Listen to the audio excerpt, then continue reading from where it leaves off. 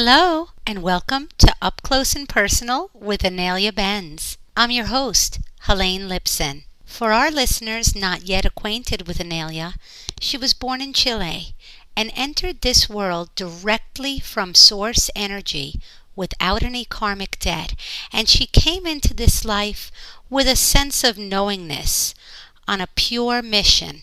Her soul's purpose is to raise the vibrational level of the planet to a critical point that will allow a transitioning into the new paradigm, the new level of awareness for everything, for the planet and everything in it, every rock, every insect, every person.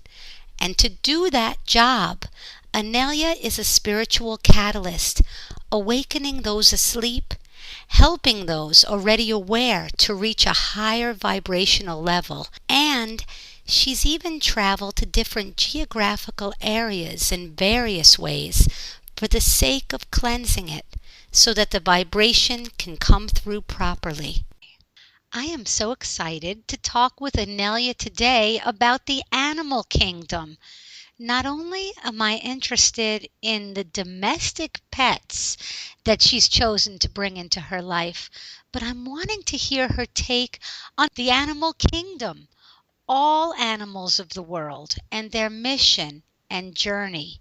Hello, Anelia, are you there? Hi, Helene. Yes, I am. Again, it's such Love, a joy to be doing this show with you. Thank you again. lovely to be here. So let me ask, have you always had animals all of your life? Yeah, pretty much most of my life I've had a pet, either cats or a dog, or it's mostly both. Most of the time I'll have a dog and a cat. So were you like seeking out to buy a dog or did this dog find you? That was really interesting. My present two pets, I have a dog called Fiona, a big black Labrador, mixed with golden retriever, but she's actually black. Big. Um, Yeah, she's big. And then I have a cat, a really fluffy kitty called Cleopatra. Yeah, so they're both gorgeous. It's really funny because when my youngest son was 2 years old, I just had a feeling we were going to have a dog, right? And my husband was completely against it. He said, no, he has to be at least, I don't know, 10 before we get a dog. He's way too young and we don't need a dog. We like to travel. What are we going to do with the dog when we travel? And all these things, right? Mm, But I knew that my dog was out there. okay. And so we started. I said, look, let's just look at dogs. We're not going to buy one. I agree. We're not going to buy a dog. Let's agree beforehand that we're not going to buy a dog. But I just want to get it out of my system. I just want to look at dogs. Okay. And he said, okay, yeah. So I researched and I found out that when you mix a Labrador and a Golden Retriever together, you get one of the most intelligent dogs on the planet. Very, very easy to train, fabulous with kids, really good dogs. So I started looking to see where I might find one of these, and they were really expensive. And so I thought, oh, well, if I'm going to pay money for a dog, I'd rather pay it to a shelter, right? Mm-hmm. So I looked around, and in my local pet store, the Labrador Rescue Society comes in every so often and will have the take over the store floors and have all their dogs there for adoption. And so we started visiting the store like 2 or 3 weeks on a row, and we're looking at all these gorgeous dogs. But I knew my dog wasn't there, and so my husband relaxed quite a bit because he knew that I was just looking at dogs, petting dogs, and I wasn't going to get one. And then we went to some other couple of their events and saw some more dogs and everything. And one day I wake up on Saturday morning and I go, oh my goodness, my dog's here. Oh, She's at the store. And I jump out of bed and I tell my husband, we have to go to the store right away. My dog's there. And he goes, we're not getting a dog. oh, And he says, yeah, but I know she's there and I just want to meet her. We don't have to get her. I just want to meet her. I just want to say hi. She's my dog. And so he just laughs because he knows that these things happen sometimes in our family. Hmm. And so we all get dressed, have breakfast and everything. I think it's about through because he was resisting all day trying not to make me get this dog. So we waited till 4 o'clock before the store or the shelter goes home. Eventually we make it there. And we walk in, and I look at the bunch of dogs there, and I saw one that I had really liked a couple of weeks earlier, and I thought, oh, it was that one. Oh dear. And I was really disappointed because I knew that wasn't her. And then she moves out of the way, and there's this little puppy behind her. She was like 4 months old or something. And I go, oh my goodness, that's my dog. And I ran over, right? Oh. And I go up to her and I start petting her and everything. And their foster dad comes over and says, oh, you like her? Yeah. I can't remember what they used to call her at the time. He says, yeah, she's one of my foster babies. And we're really surprised that she's still here because she's actually the best dog we brought today. And every other dog has been adopted apart from these two. And but we thought we had all because they make two bets in the morning which one's going to go first. They had all put their bets on her going first, right? And she was still there at the end of the day, and they couldn't understand why. And I said, "Of course not. She's my dog. Why would anybody else take her, right?" And then my husband goes, "We're not getting a dog." And the foster dad and I look at each other, and he winks at me and says, "Don't you worry. You're going to take that dog home tonight." And I said, "Awesome." And and he said, just leave it to me. And I said, okay. So he goes to my husband and they start talking and they just talk about, I don't know, football and whatever. And then he comes back and says, look, he says, I want to show you something really awesome. And my husband says, yeah, what is it? And he says, look, he puts my dog, Fiona, on a leash and she's 4 months old. You know puppies, right? Hmm. So you know a 4 month puppy and a big puppy at that what they can be like. She Hmm. puts it on a leash and she hands the leash over to my 2-year-old who's on diapers and is toddling along. And we both go, right? Hmm. In breath of take because you just imagine the kid being dragged around the floor, Yeah. right? And how was She she? looks she looks at the human puppy. She looks at me and she tells me, I know he's a puppy and I'm going to take care of him, right? And she starts walking really gently next to him, like really slowly looking up at him all the time and making sure, taking cues from him. It was just amazing. And my husband's jaw just dropped and oh, you could just see the love pouring into this dog. Okay, he says, I guess we're getting a dog today. Oh, oh, that is so sweet. Oh, I love that story. That is so sweet. So that's how you got Fiona. Yeah. Now, I have some heavy duty questions for you. I have some actually heavy duty questions for you now about animals and the animal kingdom. And the first one is about animal spirit guides. Are we all born with an animal spirit guide? It depends on one's culture. It really does. Our guides and our entourage comes through us depending on our culture. And some people, even if they haven't been born into the culture, they've had a relationship with a certain culture through a previous lifetime or just through resonance. They resonate with it. And that culture will have animal guides. And that's exactly what will come through the animal guide. And the animal guide is something very fantastic because it's a kind of very empowering in that the animal guide will share their energy, spirits, and strengths with the person at the time, as well as the knowingness. It's really amazing. And we also have collective animal guides, like the white lions in Africa, for example. They came in and they guide us as a collective, which is amazing. They bring in a very specific type of energy. And yeah, the animal guys is awesome. When I first heard about it, I was really curious and I wanted to know, ooh, Mhm. I want to know if I have an animal guide, you know.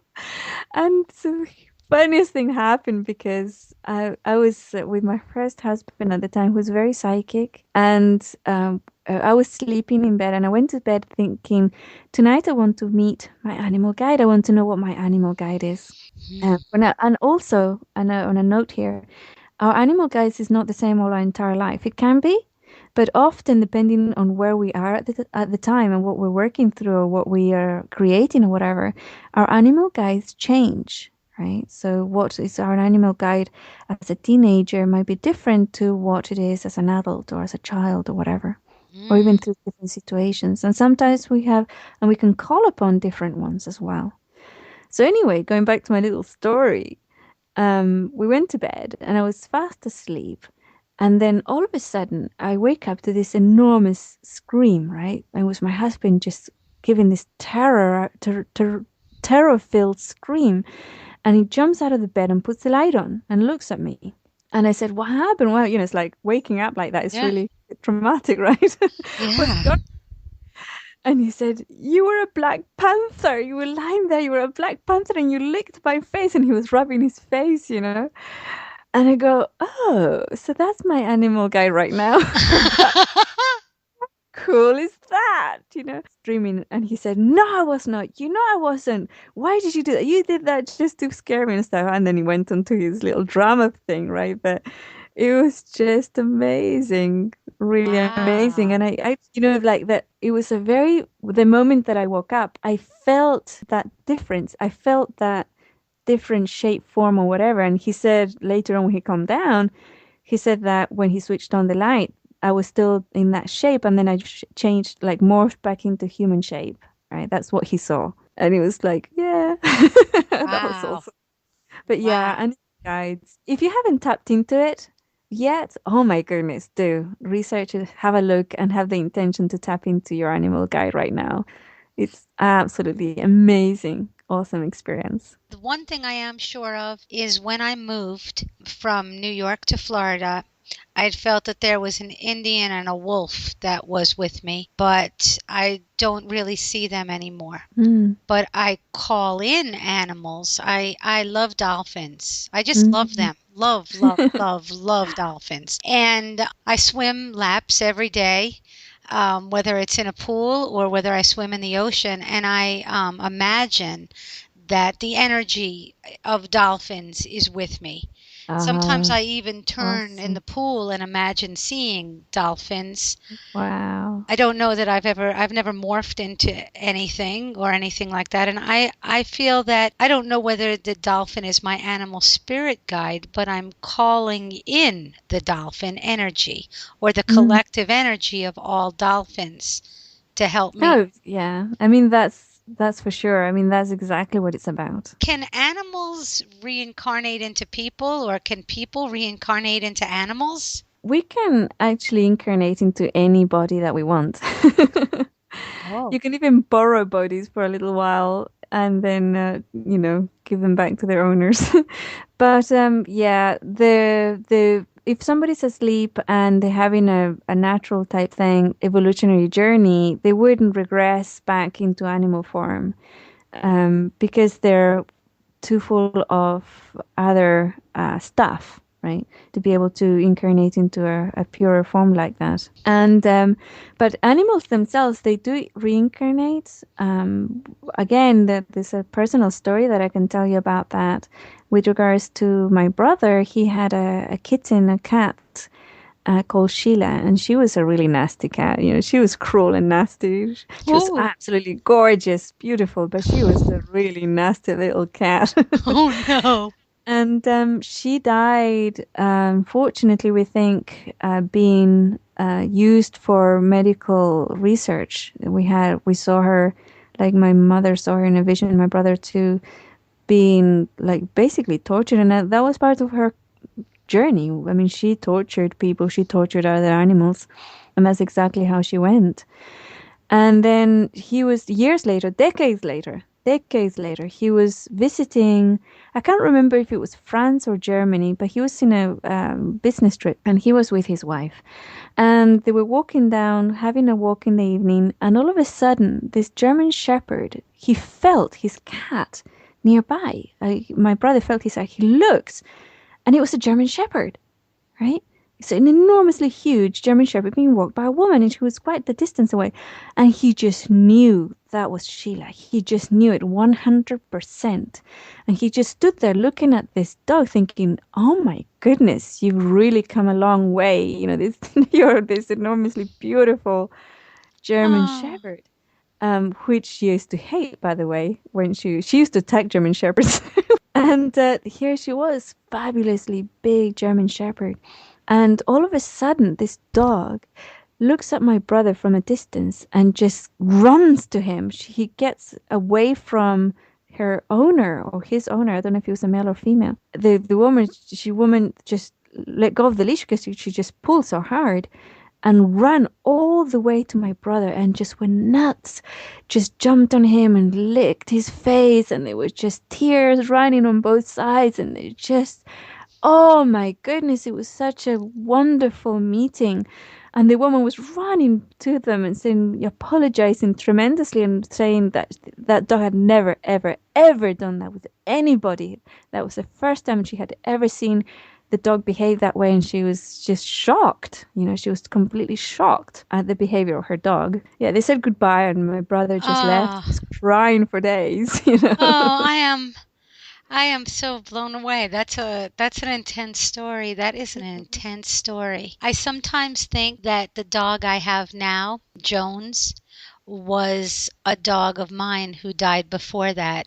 A dog named Suki who died, and I believe I found that dog. That's my Yes. belief. Yeah, that is very, very common. That happens all the time. The dog will let you know somehow where he or she is, and you will find him or her. Yeah, it And happens. that's yeah, it was. My children wanted a totally different dog. I'm like, no, kids, this is going to be the dog that we're getting. They're like, we don't like that dog. We don't want that dog. I'm like, no, no, no, no, really, we're going to get this dog. Really, we are. It was very, but Yeah, they've it's like annoying. they learned to love him. But Yeah. so that happens to a lot of people too, Oh, huh? yeah, yeah. It's very, very common. Yeah. So, this has been a very, very interesting talk about animals. Is there anything that you want to add before we close? Yeah, for example, wild animals will often be conduits of information, like you were saying, guides, but actually real live birds or wildlife will be used by Gaia or our environment, our higher self, to give us messages, to give us attention on something, or to give us answers. So yeah, and start looking around. So, like if we Very see a awesome. hummingbird that shows up, or if we see, so every animal that we see, even insect, that means something. Not always. It's always very clear. So it's not about looking for meaning on everything. We mustn't fall into that trap. But we can very often use animals as a form of communication. For example, okay, if I'm meant to do X, Y, Z, or if I'm not sure about this. So if I see a hawk within the next hour, then and you live in the middle of a city, right? Hmm. Then that's for sure that that I will listen to this clearly. And sure enough, the hawk appears.